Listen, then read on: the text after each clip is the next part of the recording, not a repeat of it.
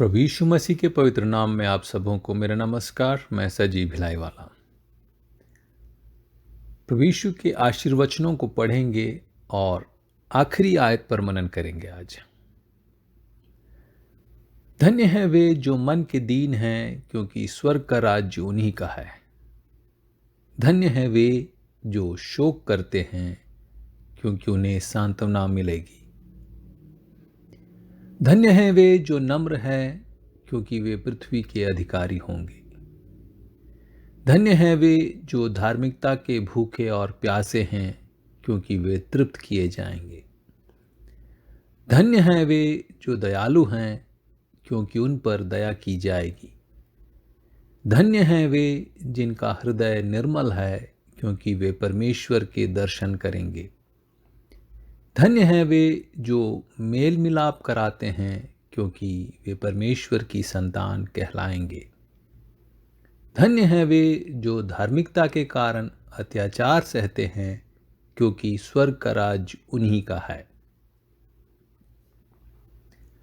आदि में परमेश्वर ने आकाश और पृथ्वी की सृष्टि की और पृथ्वी पर और उसके सब जीव जंतुओं पर राज करने के लिए उसने इंसान को बनाया और अदन की वाटिका में बसाया।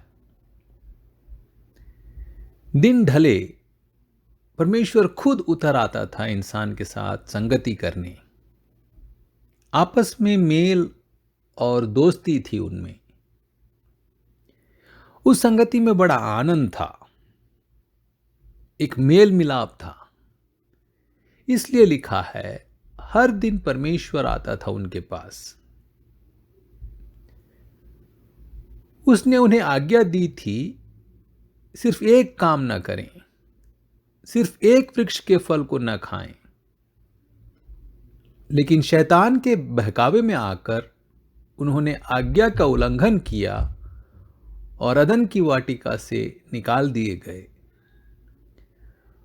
वो जो मधुर संबंध थे, मेल मिलाप था इंसान और परमेश्वर के बीच, वो नहीं रहा।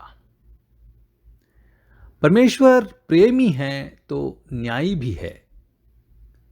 उसने जो नियम बनाया, जो कानून ठहराया, उसे वो खुद तोड़ नहीं सकता। इसलिए मानव जाति को श्रापित होना पड़ा, परमेश्वर की महिमा से वंचित और उसके मेल से दूर होना पड़ा। उस संबंध को तोड़ना पड़ा। खुदा जब इस संबंध को जोड़ने की योजना बनाता है, मेल मिलाप करने की सोचता है, तब उसने पाया कि खुद उसे नीचे पृथ्वी पर आकर मनुष्य के पापों का बदला चुकाना होगा, पापों के लिए मृत्युदंड सहना होगा। जब परमेश्वर मेल कराने के लिए मनुष्य के रूप में इस धरती पर आता है, तो वो परमेश्वर का पुत्र कहलाता है। जब हम उस पुत्र पर यानी प्रभु यीशु मसीह पर विश्वास करते हैं और यह मानते हैं कि वो हमारे पापों के लिए मारा गया, हम भी परमेश्वर के पुत्र कहलाते हैं।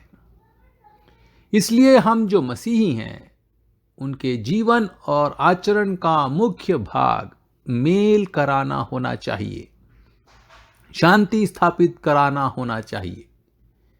चाहे वो मेल इंसान और इंसान के बीच हो या इंसान और ईश्वर के बीच हो। जब हम सुसमाचार सुनाते हैं और किसी को परमेश्वर की ओर लाते हैं, तब हम प्रभु यीशु के द्वारा इस मेल मिलाप की सेवकाई में भागीदार होते हैं।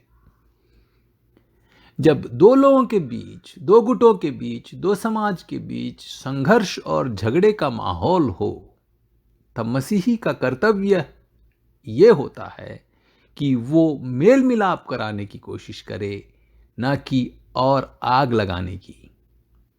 प्रभु यीशु कह गए, धन्य हैं वे जो मेल कराने वाले हैं, क्योंकि वे परमेश्वर के पुत्र कहलाएंगे।